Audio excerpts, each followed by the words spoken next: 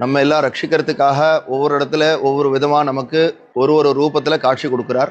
அதில் முக்கியமாக பஞ்சபூத ஸ்தலங்கள், பிருத்திவி, அப்பு, தேஜோ, வாயு, ஆகாசம் என்று சொல்லக்கூடிய இந்த பஞ்சபூதங்கள் இல்லைன்னா நம்ம உடம்பு இல்லை, பஞ்சபூதங்கள் இல்லைன்னா நம்ம வாழ முடியாது. இந்த அடிப்படையான இந்த பஞ்சபூத ஸ்தலமாக விளங்கக்கூடிய இந்த காஞ்சிபுரம் முதன்மை ஸ்தலம் மண் ஸ்தலம், பிருத்திவி பூமிக்கு உரித்தான சுவாமி ஏகாம்பரநாதர் ஆலயம். ஆலயத்தில் ரொம்ப ரொம்ப கிராண்டாக திருப்பணிகள்லாம் நிறைவுற்று இப்பொழுது கும்பாபிஷேக சமயத்தை அடைஞ்சிருக்கோம். வருகின்ற 8/12/25 கார்த்திகை மாதம் விஸ்வாவசு வருஷம் 22ஆம் தேதி மகா கும்பாபிஷேக வைபவமானது மிகவும் சீரும் சிறப்போடு தயாராகி வருகின்றது.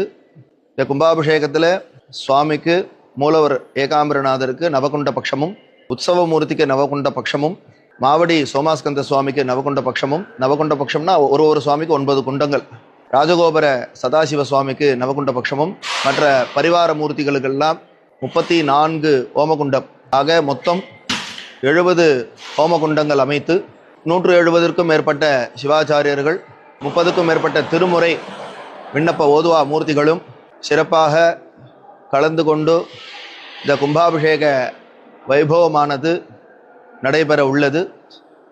ஒரு கும்பாபிஷேகம் நம்ம தரிசனம் பண்ணோமானா அந்த ஆலயத்தில் இடைவிடாது ஒரு 12 ஆண்டு காலம் நித்தியம் போய் சுவாமி தரிசனம் பண்ணால் என்ன பலன் கிடைக்குமோ அந்த பலன் அந்த ஒரு க்ஷணாம்சம் அந்த கும்பாபிஷேக நேரத்தில் கிடைக்கும். அதனால் கும்பாபிஷேக தரிசனம் பண்ணுறது அவ்வளோ சிறப்பு. அதுவும் இங்கே காஞ்சிபுரம் ரொம்ப ரொம்ப தொண்டை மண்டலத்தில் முதன்மையான ஸ்தலம், பாடல்பட்ட ஸ்தலத்தில் முதன்மையான ஸ்தலம். காமாட்சி அம்பாளுக்கு கல்யாண ஸ்தலம் இந்த ஸ்தலம்.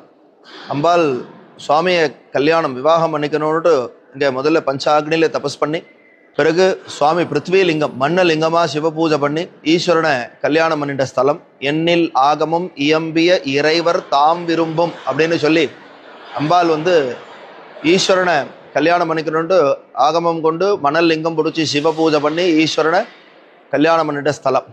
விசேஷமாக கும்பாபிஷேக தினத்தன்று மாலை சுவாமிக்கு திருக்கல்யாணம் ஆகும். மற்ற நேரத்தில் எப்பவுமே திருக்கல்யாணம் மற்ற கோவில் மாதிரி திருப்பதி பெருமாளுக்கெல்லாம் நித்திய கல்யாண மூர்த்தின்னு பேர். நித்தியமே சுவாமிக்கு நம்ம பக்தால் விரும்பினா பணம் கட்டினா திருக்கல்யாண சேவை பண்ணலாம். ஆனால் இந்த ஆலயத்தை பொறுத்த வரைக்கும் வருஷத்துக்கு ஒரு நாள் பங்குனி உத்தரம் தான் கல்யாணம் சுவாமிக்கு.